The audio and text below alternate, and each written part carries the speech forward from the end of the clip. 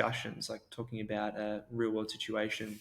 So in your role as a track coach, thinking about concepts of particularly maturation and how the training stimulus has changed. Can you give an example of, say, a young sprinter who you may have just started with, who's, say, 18 years old, who has very little resistance training history, obviously you've got experience on the track, versus, say, someone who's in their mid-20s that's been with you for, say, 5+ years and has developed a good foundation of physical capacities and what they can do within the gym setting?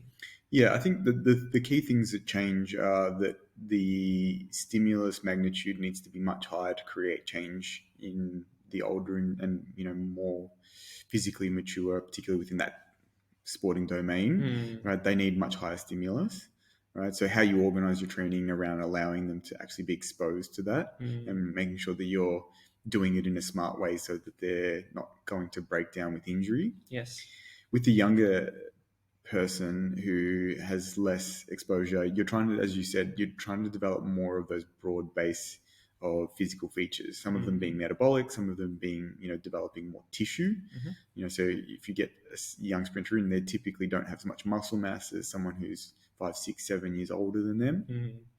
So early on, to do and to create those kind of stimulus, you're usually doing more volume, and you're probably doing it at a lower intensity because you know that they can't necessarily, both from a neurological level, they can't send the message from the brain to that tissue to be able to create those levels of force or rate of force development without accumulating lots of fatigue. Yes, yeah. The risk that you take is they can do it. What's that issue of the primary response, i.e. the negative response, might be way too prolonged that it affects other training sessions. Yeah, and then it's about when you say that, it makes me think straight away of the hierarchy of importance of what you do. And this comes back to understanding, as you said, the specific adaptations. So I always say to younger coaches and to people, even if it's in clinical settings or if it's in sports, science and sports performance, to look at the work of, Dr. Anatoly Bondarchuk and his exercise classification. Yes. He's got a pyramid that I think from UK Athletics, Tom Crick, I think there's an image of it which helps. But he talks about the hierarchy of what's going to transfer the most, what actually creates that change, and what's more specific. And at the top, it's obviously going to be your competitive event, and competitive exercise. So they might be replicating, as you mentioned before, with distance run, might be time trial. Yeah. Then there's or just competing itself. Yeah. Yeah. Then there's the specific exercises that may help support that. Then there's the specific exercises that may actually prepare you for that. Yes.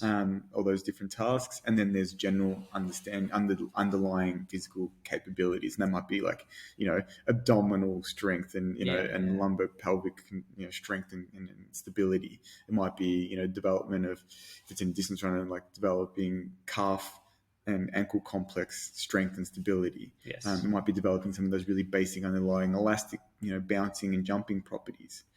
With those athletes, you spend much more time developing and exposing them to those general and special preparatory and special development exercise, menu items before you give. And it's not that you don't allow them to do the competitive exercise, you do. Of course, but the actual amount of time you spend in each domain is going to be different. Yes. Whereas for an athlete that is much more mature and can actually withstand the magnitude of stress, because the magnitude as you go closer to the competitive event is the magnitude of and intensity is higher. As you go towards the more general exercise, it's lower. Yes. You will spend much more time in those specific domains where you're working on the competitive exercise. So with my sprinters that are older, they're often running very close to maximum in a lot of the sessions that they do. Not all of them, but a lot of the sessions they do. Whereas I wouldn't necessarily do that with some of the younger athletes, right? And if you do, it's not that you can't, you do it.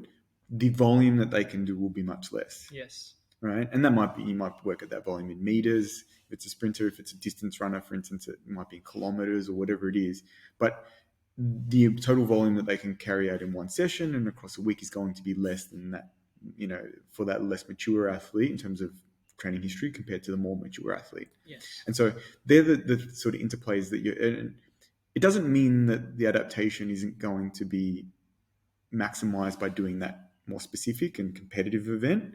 It's just that how much can they be exposed to? Because they don't have, as you mentioned, that stress tolerance. Yes. They can't do lots and lots of sprint training at very high intensities with very long recoveries, so they're really hitting it hard. Yes. They'll get injured.